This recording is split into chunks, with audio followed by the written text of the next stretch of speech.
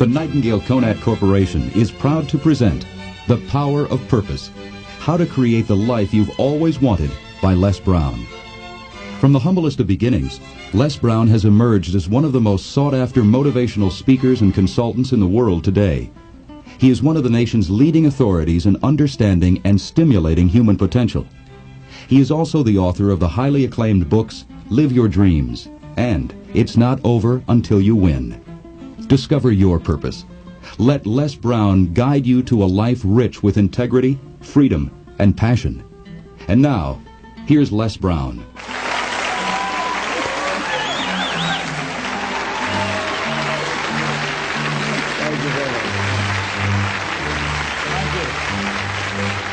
I want to talk to you about those that are making it today, or what it takes to make it today. In a time of great uncertainty, and a time of change that's taking place around the world, and a time when people are feeling a great deal of anxiety and fear and reservations about the future, at a time when people are going to work and don't know whether or not they will have a job when they get off, and not necessarily because of their performance, but because of what's happening in the economy. At a time when there are challenges, more so than ever before, in personal relationships. When we look at what's happening on the crime level and what's happening with our youth, that many times I'm sure that we've all taken time just to stop and reflect. Many times when we hear what's happening in the news or read the newspapers, where's all of this leading to? What's going on here? And so I think that now more than ever, we must begin to look at what are the things that we can do that would put us on some firm footing in life, that will enable us to do some things and use some powers that we have, that many of us go through life never ever discovering that we have those things going for us. And part of that, I believe, is knowing what it is your life worth. What is it that gives your life a sense of meaning and purpose? Because once you find that, it puts you in your power place. See, if you know what your life work is, I encourage you to start working on it. If you can't do it all at one time, do just a little bit of it. And if you don't know what it is that you showed up to do, if you don't know why you're here, I encourage you to find out what your purpose is here. What is the meaning of your life? What will be different? Have you ever asked yourself that question? I've done that. I remember coming from a friend of mine's funeral, and I was reflecting on how much time I had left. And I went for a walk in a park thinking about this guy whose life was so promising. And I mean, he wasn't an old guy. He was quite young, in fact. And I thought about all of the things that he said he was going to do, and he never got a chance to do those things. And I started thinking about my own life and how much time I had left to do the things that I would like to do.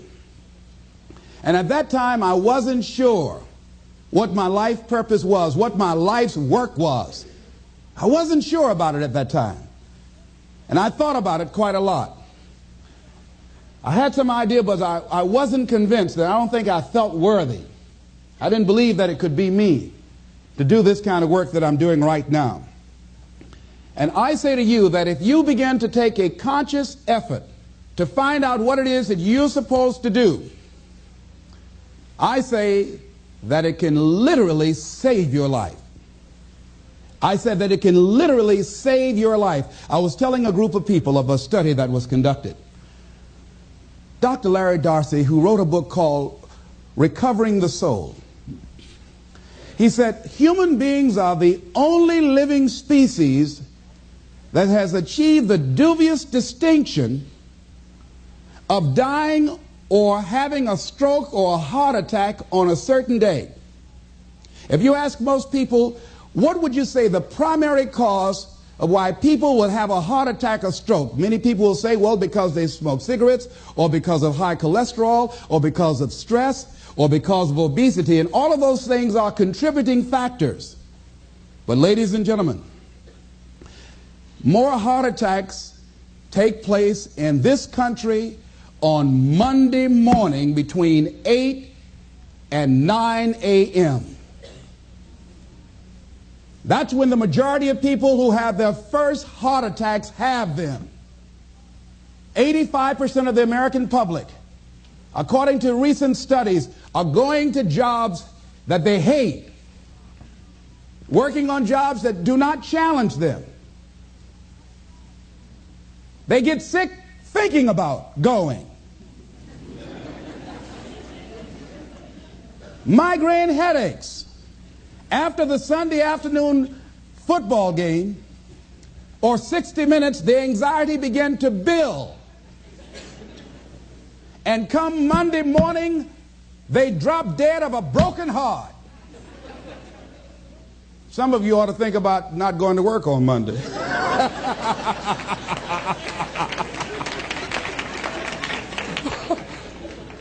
Think about that. People are literally dying to go to work.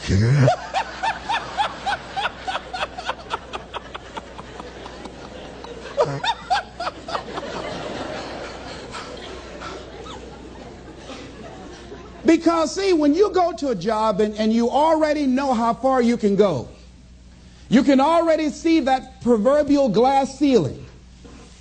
It's like going to a movie when you've gone in the middle of the movie and you've seen the end and you sit there to start all over again, but something is missing. You know what the outcome is going to be. You can't get excited about going through that movie all over again. Am I correct? See, when you're going someplace and you already know how much you're going to make, you already know how far you can go, you're in a dead-end position. It erodes your self-esteem. It lowers your sense of yourself.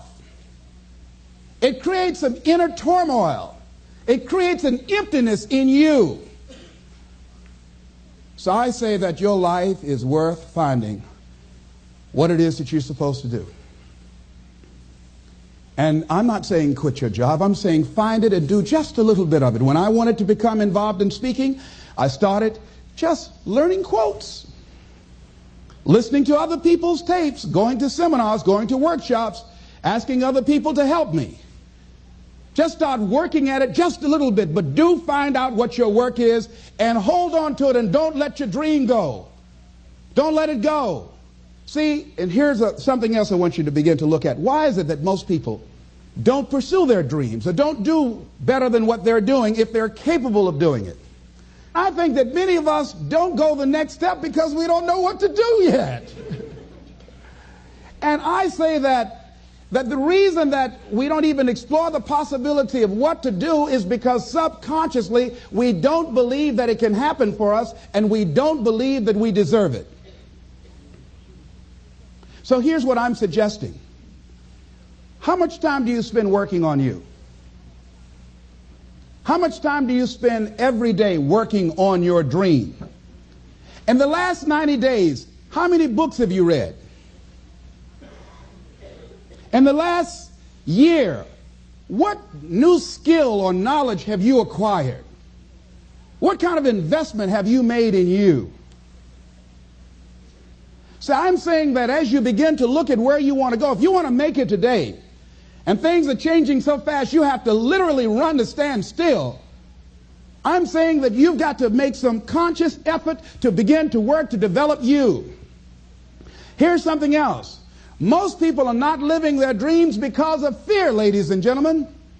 I was in Columbus, Ohio yesterday speaking for a particular Ohio department. A young lady named Karen who greeted me, who organized the event. Very talented, very skillful.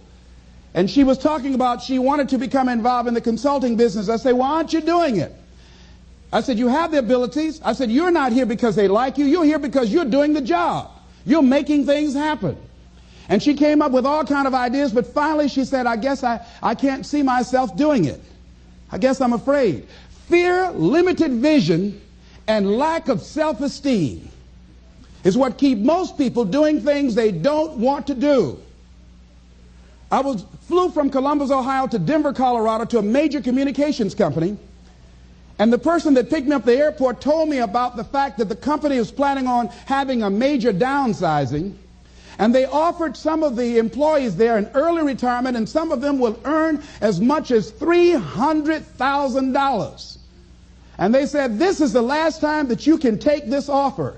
If you don't do it, when we have the downsizing, you might be among those who will lose their jobs, and all you will get is your severance pay. And only 50% of the people who were eligible to take the $300,000 took it. The others were afraid to take a chance on themselves. The others couldn't see themselves beyond that company. They couldn't see life after that company. The same reason that people stay in relationships where they're abused or they're unhappy or it's unfulfilling. They can't see themselves beyond that relationship. They can't see themselves enjoying life without that person. They think that this is all that they can do. The same reason that people get stuck at a certain level in life. They can't see things being better for them. And they think that this is it and this is all they deserve. This is all they've ever seen. It's been passed on to them. And they think that this is it for them. Oh, no. I was looking what Dr. Blanton, Smiley Blanton, who is a colleague of Dr. Norman Vincent Peale, what he said about fear. He said, fear is the most subtle and destructive of all human diseases. Ladies and gentlemen, fear kills dreams. Fear kills hope. Fear put people in the hospital. Fear can age you. Fear, ladies and gentlemen, can hold you back from doing something that you know within yourself that you're capable of doing, but it will paralyze you. And it seemed like you're in a hypnotic spell. And I ask you a question, what is the benefit? What's the benefit of allowing fear to hold you back? What's the benefit of giving up on yourself? Of not stepping out on life and taking life on? What is the benefit for you? What's the plus in that? It's one of the things I had to ask myself. So I didn't want to make any mistakes. I wanted everybody to like me. I wanted to be perfect the first time I did something. It's not going to happen. You're going to make some mistakes. You're going to hurt some folks' feelings. You're going to create some enemies whenever you decide that you want to begin to take life on. You've got to ask yourself, how long am I going to allow this to hold me back? I like what Zig Ziglar says. He said, fear is false evidence appearing real. That is an illusion that we create in our mind. It is a state of mind that can be changed. So let's look at how we can begin to take some steps to restructure that fear, to begin to expand our visions of ourselves, to begin to increase our self-esteem. Webster said that self-esteem means confidence and satisfaction in oneself. Look at your life right now. Whatever you've done up to this point in time, your life is working. Whatever you have produced, it came out of you as a result of the kind of person that you have become. It's a result of your choices. It's a result of your consciousness. Now you have to ask yourself, are you satisfied with what you have produced? Is this what you want? Would you like for things to be better than this? Do you believe that you deserve better than this? Or are you content? This is it. You don't have to do anything else. That you'll already resign yourself in life and say, well, I'm happy. I'm not starving like the people in Calcutta. Are you allowing yourself to get off the hook like that?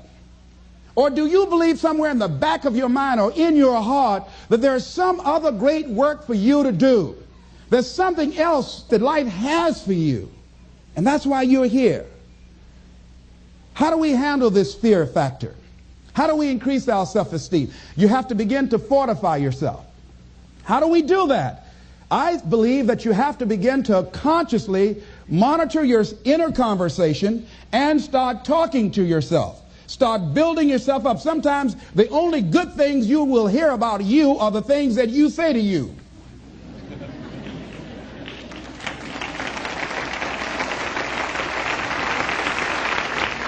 Young lady that was in the audience this afternoon said to me, I told myself yesterday for the first time, I'm proud of me.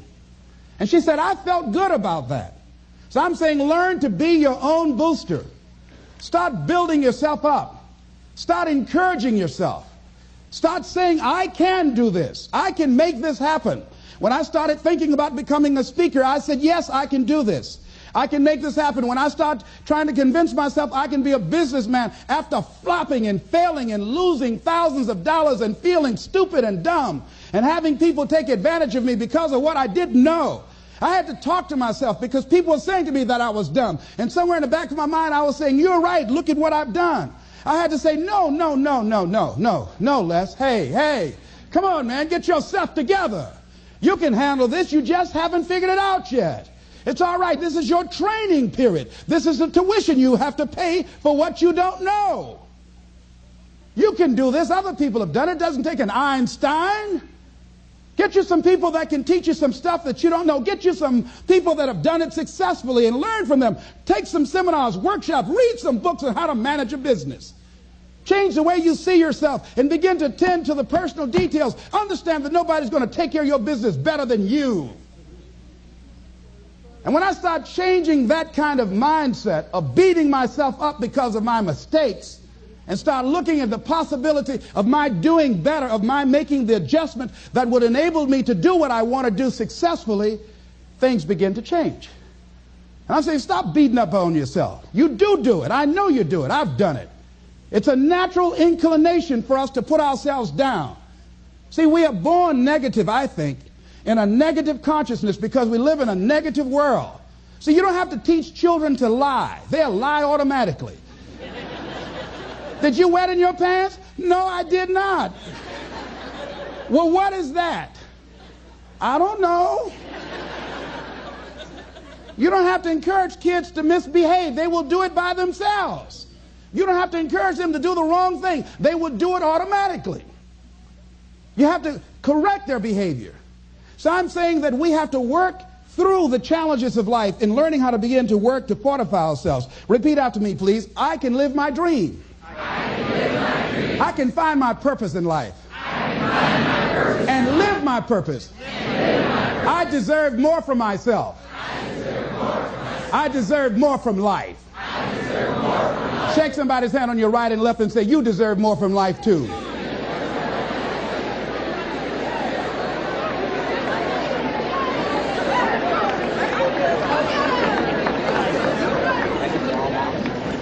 Here's some other things, ladies and gentlemen. Begin to guard your mind against negative programming, like turn off the television. Don't watch the news. Don't watch it. I think that more people have a sense of hopelessness and anxiety about life. If you look at the news, you cannot feel good looking at the news. You'll be scared to death. You're scared to go to sleep. I mean, it turns your power down. You've got to be conscious of that. Don't pick up the newspaper and read it. No. Just try this. Just experiment with yourself. Now, if your job depends upon you knowing certain things, let somebody tell you just about those things. But start filtering the stuff you allow to come in your mind. You know that song you used to have? Say, don't let nobody bring you no bad news. I tell my staff, look here, don't tell me any bad news while I'm on the road. Let me handle it tomorrow. I don't like anybody to tell me any bad news at night before I go to sleep. I can't do anything about it anyhow. Why let me go to sleep with that on my consciousness? No, and my staff, they know that. Say, let it wait till tomorrow. And I have a period of time. Tell me bad news between 10 o'clock and 12 noon. After I prayed and meditated and read my books, I'm fortified, I'm ready to handle it. I deal with it, and then I'm out of there, and I'm going on to something else. So you've got to guard the kinds of things that you put in your mind. See, if you don't program your mind will be programmed, because human beings are goal-oriented. That's why we die of broken hearts early. That's why we're running through life to early graves. We're going through life, ladies and gentlemen, and I think that Henry David Thoreau said that most men live in quiet desperation. Most of us go through life running scared. Larry DeAndre, who I think is going to be one of the greatest motivational speakers around today, told me a story, a true story of a friend of his, that every day when he came home from school, when he would get to a certain block in his neighborhood, there was a neighborhood dog that would chase him. And that dog would start after him barking. Boy, he would run, just running from that dog every day. Finally, he just got tired of that dog chasing him every day. He said, this dog come around here today, I'm going to take a brick or something and bust him in the head. So he was walking home that day, minding his own business. Sure enough, same area, there was that dog there. And the dog started barking. He started running. He saw a brick, and he stopped and picked up the brick and turned around. And the dog got close to him. He realized the dog didn't have any teeth.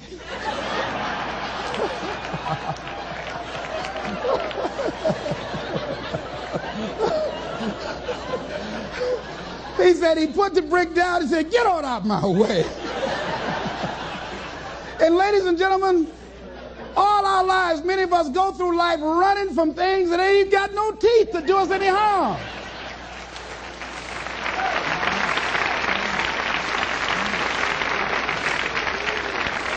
Haven't you been afraid to do something, and then after you did it, you say, "Whoa, if I'd known it was this easy, I would have done it before"? Haven't you ever had that experience? Raise your hand. Absolutely. So we created this in our minds, false evidence appearing real. We made it real in our minds. That's why Churchill said there's nothing to fear but fear itself. That's the destructive monster. So turn off things that can contribute to your fear. Turn a deaf ear to people that all they can do is talk about how negative things are because they have bought into the consciousness of the world. Start attending workshops, seminars, listening to tapes on a daily basis to begin to recondition your mind, to retrain your thinking. Faith comes by what? Hearing and hearing and hearing. Listen to things that can empower you, that can enable you to create a new reality for yourself, and a new life for yourself. You might appear to be strange around most people. You know, most people think you're strange if you're happy today. People say, "How you doing?" I said, "Better than good." Whoa, what's wrong with him? Just go around smiling and watch people. Look at this. Is this a weird guy over here? Because most people don't smile. Watch them. Look at their faces in the morning. Here we go, another Monday morning. How you doing? Haven't had my coffee yet. Don't ask me. See, these people have not found their purpose in life. That's why they're grumpy. That's why they're miserable. That's why they're so negative. They're hurting and they want to hurt other people. So start practicing using programs for your mind. Seminars, books, workshops. Keep a journal. Record your thoughts. What's happening with you? Every day when you get up, have a journal near you. I use a Jack Boland journal so that I can write down my ideas. I keep it by my bed so I can write down my thoughts. See, ladies and gentlemen, we get 3 to 4 thoughts a year that if we would act on those thoughts, they could change our life. Don't say, "Well, I'll remember that." No, write that thought down. I got a thought today I wrote down. A friend of mine is in the hospital. His morale is low. They're talking about amputating his foot. He's got to feel very bad. So I said, you know, not only am I going to see him, but I can't be there with him all the time. I said, I'm going to create a tape for him that he can listen to that will heighten his level of morale. We told him the other night, "Don't go to surgery. You are depressed. Your energy level is down." No, tell him not now. Don't do it now. In fact, most doctors who have any sense of awareness don't perform surgery on patients that are in a state of fear, that don't think they will make it. They wait till they're in a different state of mind. So I said, what about making tapes for people that are facing physical challenges? I said, that's a good idea. All right?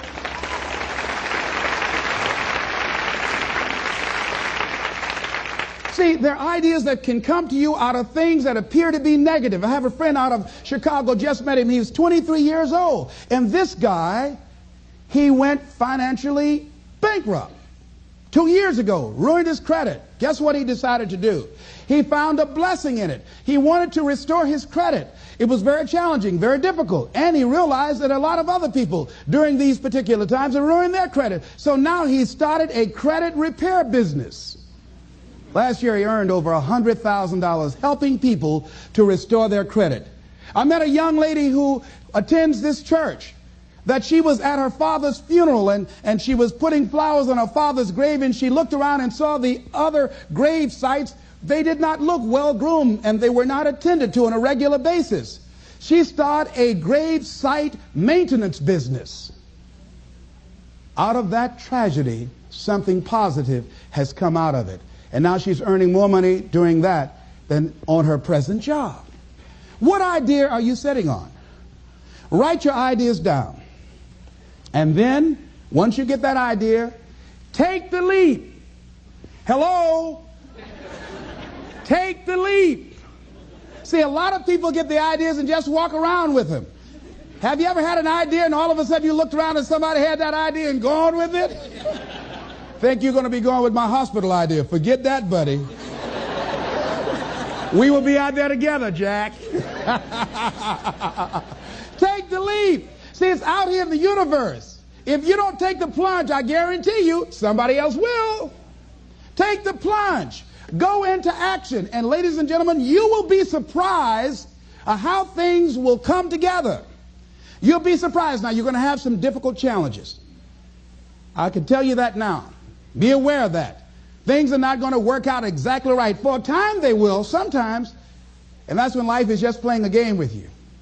I want you to feel good and relax. And then after a while, say, okay, the honeymoon's over now. And then life will come over there and slap you side the head.